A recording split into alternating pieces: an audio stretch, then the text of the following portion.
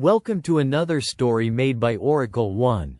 Smoke over Alcatraz. The biting chill of San Francisco Bay winds swept through the iron bars and bleak corridors of Alcatraz Federal Penitentiary.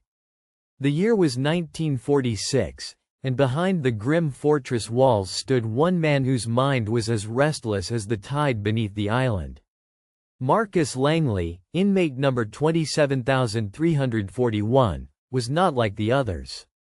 He was calm, methodical, and possessed a quiet intelligence that belied his rough exterior. Marcus was serving time for armed robbery, yet his thoughts had long since drifted beyond the confines of his cell to an escape. Alcatraz was a fortress built to hold the toughest criminals, designed to be escape-proof. Its reputation for harshness seemed carved from the very rocks it stood upon. But Marcus had become obsessed with one idea: freedom.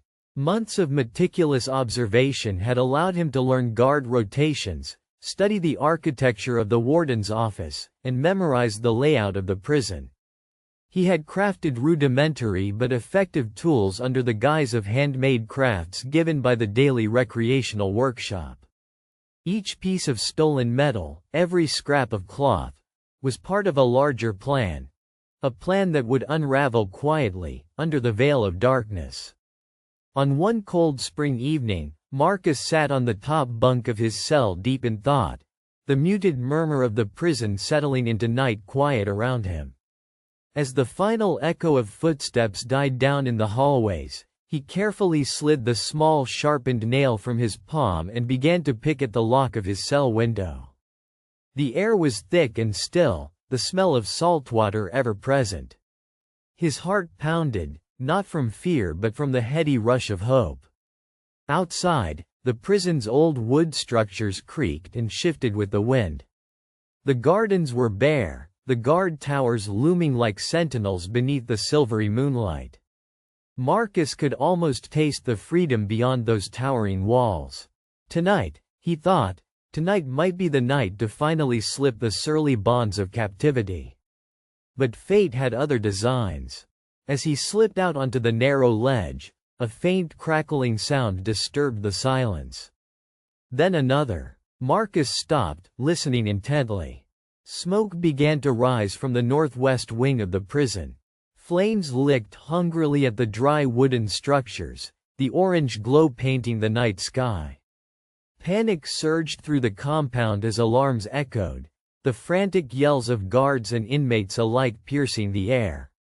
The fire was spreading fast, threatening not just the wooden walkways but the lives trapped within. Marcus hesitated, the taste of freedom replaced with a cold wave of dread. The meticulously laid escape plan was now impossible. But then his gaze caught the frantic movements of the guards, many of them struggling to manage the chaos, and a sudden decision crystallized in his mind. He would not escape tonight, instead, he could help. He slid back into his cell, slamming the door before the smoke thickened, and roused his cellmate, a grizzled man named Eddie who had been subdued by the raging fire. "We've got to move faster.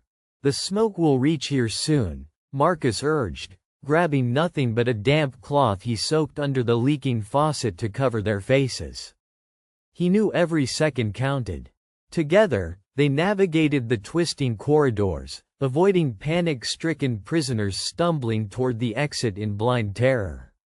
The fire's heat rose, smoke filling narrow halls in suffocating waves. Shouts bounced off stone walls as the warden and several guards attempted an order in the mayhem. Marcus understood the layout too well. He guided Eddie and two other inmates toward a stairwell that led to a fire escape tunnel. Suddenly, a distant muffled cry yanked Marcus's attention. Through the thickening haze, he spotted a young guard trapped beneath a fallen beam near the northwest wing. The man shouted for help, his voice raw with desperation. Without hesitation, Marcus darted toward him, pulling away the heavy wooden plank with a Herculean effort. The guard coughed violently but nodded in exhausted gratitude. "I'm Marcus. Follow me if you want out alive," he urged, his voice steady despite the smoke clawing at his throat. The guard, whose name he learned was Thompson, managed a weak nod. Word spread quickly through the corridors of Marcus's surprising heroism.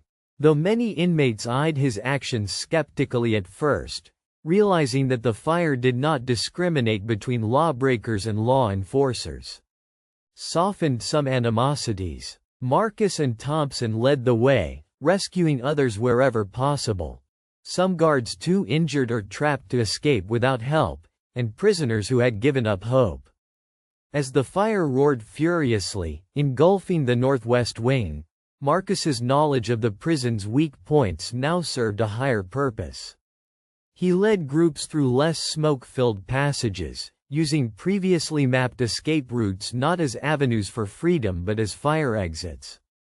Time and time again, his narrow escapes during his secret reconnaissance enabled him to guide those trapped to safety. In one harrowing moment, a ceiling beam groaned overhead and crashed just inches from a group Marcus was sheltering. The falling wood splintered the concrete floor, but Marcus's quick reflexes saved a young inmate's life by pulling him out of harm's way.